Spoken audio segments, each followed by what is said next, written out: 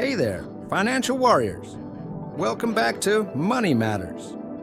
Today we are demystifying a popular investment avenue, mutual funds.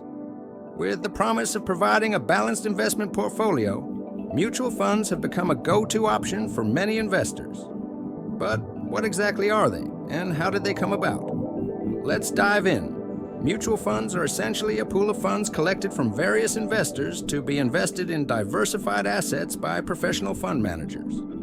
Your money, along with others, gets invested across a broad spectrum of assets, reducing the risk and potentially increasing the chances of earning a good return. The concept of mutual funds isn't new.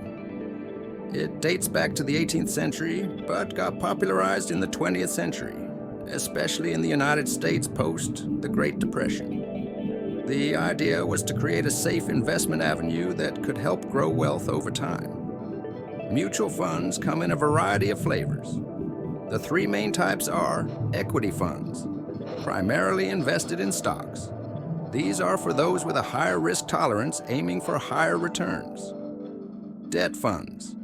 These are low risk as they invest in government securities and corporate bonds providing regular and steady income. Hybrid funds. A mix of equity and debt investments, these funds offer a balanced risk and return profile. Investing in mutual funds comes with benefits like professional management, diversification, and liquidity.